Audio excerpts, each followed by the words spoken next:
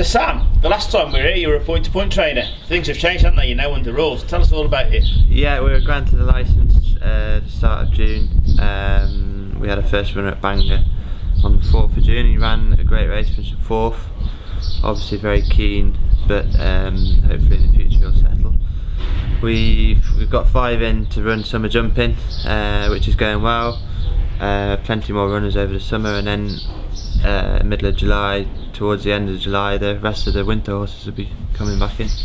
And things are massively changing, aren't they? You started a racing club now. You've got you've got owners talking to you. You're expanding staff-wise, aren't you? Very exciting times. Yeah, look, that's the name of the game. We've got to expand the racing clubs to get more people in and at a cheaper rate. There's 2 horses in the racing club. It's £150 a month. One horse is handicapped, ready to go, off a winning mark. She needed the run. We bought her at Doncaster in May, and the other horse is out on the tear. He's a 5-year-old that we trained last year, pointed. He'll be novice hurdling in September. And then so that's a good initiative to get started with people ownership.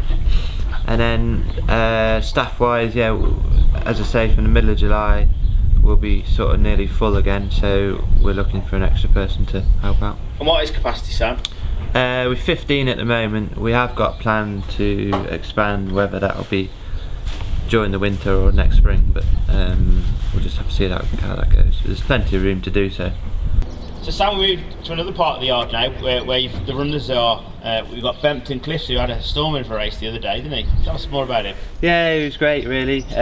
We've been waiting to run him for a couple of months, and eventually we got going the other day at Bangor, and it was a good start. He was far too keen, but in actual fact, once he hit the front, he did settle and he ran to the line. So if he learns to do it the right way around, I'm sure he'll be competitive next time. The plan is to go to Southwell a week today on Monday. I think it's the 23rd. There's Hexham the day before, but we just have to see what the ground does. And it's a horse you'll never forget now, because it was your first run under rules, wasn't it? Yeah, exactly. First runner. Hopefully he could be our first winner with a bit of luck. Brilliant. And you got a couple more that are actually running at the moment, haven't you? You had one at Aintree on Friday night. Yeah, we had a juvenile filly at Aintree. She was quite disappointed. She'd worked well with this lad actually.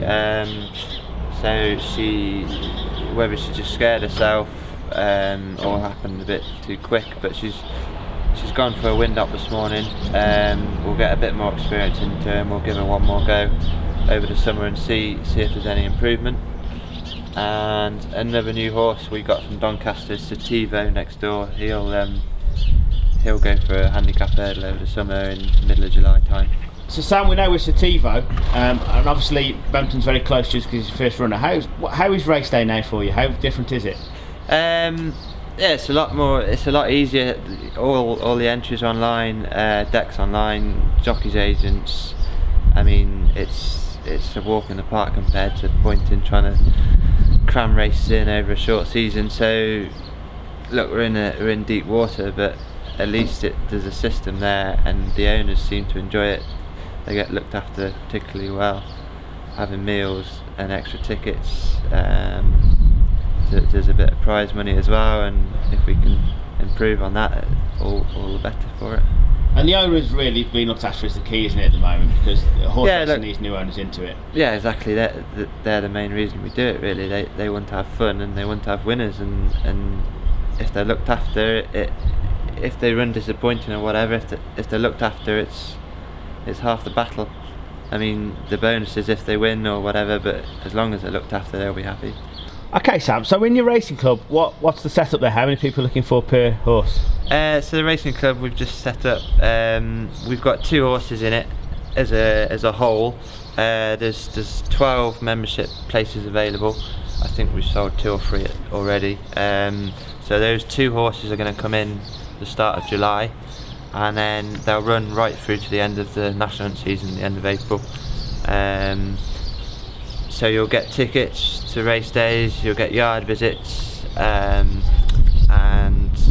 the prize money is going to be divided up into 12 shares, and any prize money we get, they receive that, and the £150 a month, that's an all-in fee. There's no extra cost.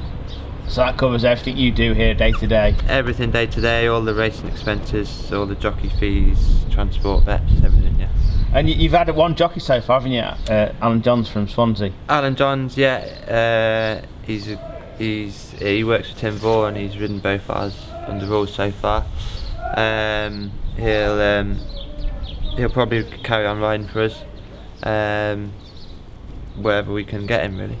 Sam, you're obviously based at a working farm, and there's no doubt that the weather has been difficult over the last week or so. Tell us how you coped. Well, just get on with it, don't you? That's all you can do. You can't stop the weather. The Gallops been riding deep and sloppy, deep sand. The schooling ground's actually lovely.